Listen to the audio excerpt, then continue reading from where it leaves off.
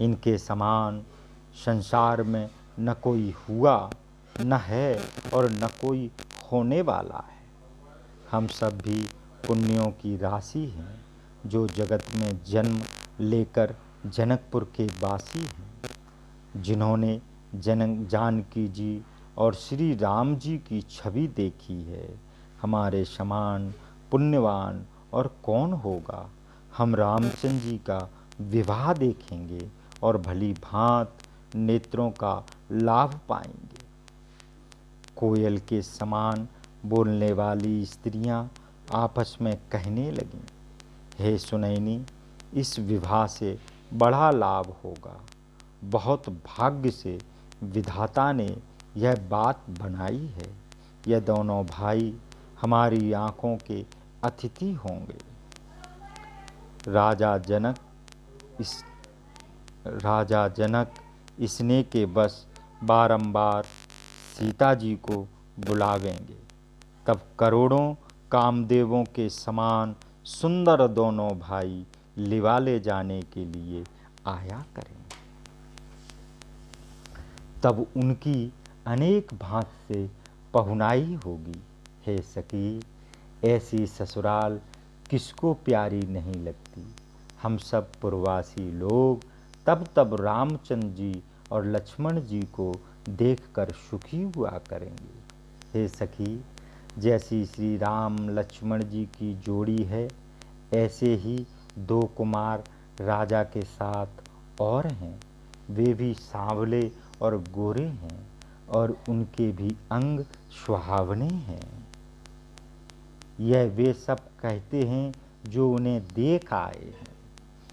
एक सखी कहने लगी, मैंने आज ही देखा है, इतने सुंदर हैं मानो ब्रह्मा ने अपने हाथ से ही बनाए हैं। भरत और राम जी की मूर्ति एक सी मिलती है, कोई नर नारी सहसा पहचान नहीं सकते। लक्ष्मण और शत्रुघ्न का एक सा रूप है। दोनों के नख से चोटी तक सब अंग अनुपम हैं। मन में तो भले लगते हैं, परंतु मुख से कहे नहीं जाते। उनकी उपमा के लिए तीनों लोकों में कोई नहीं है।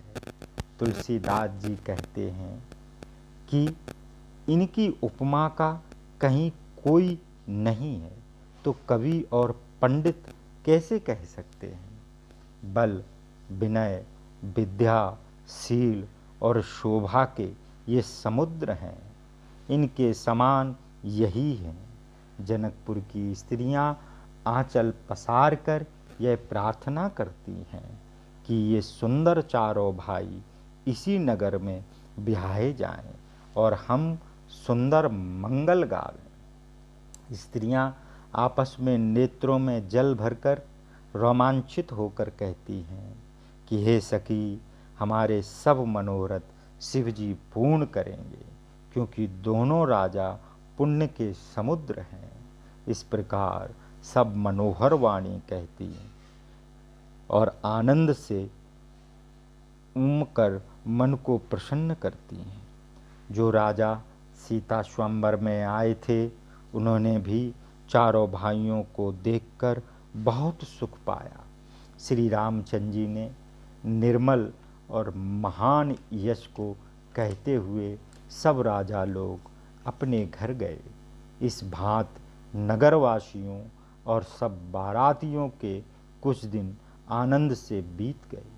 सब मंगल का मूल लग्न का दिन आ गया। हेमंत ऋतु में सुहावना आगमन अघान का महीना था। शुभ ग्रह तिथि नक्षत्र योग और वार श्रेष्ठ थे।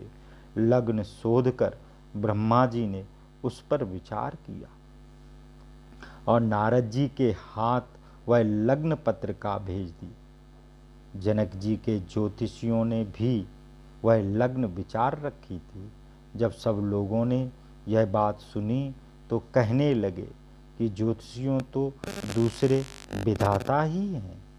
सब सुमंगलों की मूल गोधूल की पवित्र बेला आ गई और अनुकूल सगुन होने लगे। तब यह जानकर ब्राह्मणों ने राजा जनक से कहा। तब राजा जनक ने पुरोहित सतानंद जी से कहा कि अब विलम्ब करने का क्या कारण है। तब सतानंद जी ने मंत्रियों को बुलाया। वे सब मंगल का सामान सजाकर ले आए। शंख, नगाड़े, ढोल आदि बहुत से बाजे बजने लगे और मंगल कलश और शुभ शगुन की वस्तुएं सजाई गईं। सुंदर सुहागिन स्त्रियां गीत गाने लगी और पवित्र ब्राह्मण वेद ध्वनि करने लगे। सब लोग इस भांति आदर से बारात लेने चले और जनवासे में जहाँ बाराती थे वहाँ गए। राजा दशरथ का समाज देखकर उनको देवराज इंद्र भी तुच्छ लगे। वे बोले, समय आ गया है, अब पधारिए। यह सुनकर नगाड़ों पर चोट लगी। राजा दशरथ जी गुरु वशिष्ठ जी से पूछकर अपने कुल की रीत करके मुनियों और साधु समाज के साथ चले। महाराज दशरथ का भाग्य और ऐश्वर्य देखकर ब्रह्मा आदि देवता अपने जन्म को तुच्छ जानकर हजारों मुखों से उनकी बड़ाई करने लगे। देवताओं ने जब सुंदर मंगल का समय जाना तब नगाड़े बजाकर फूल बरसाने लगे। शिवजी और ब्रह्मा जी आदि देवगणों के झुंड अपने अपने विमानों पर चढ़े और प्रेम से पुलकित हो हृदय में उत्साह भरकर सब देवता श्री राम जी का विवाह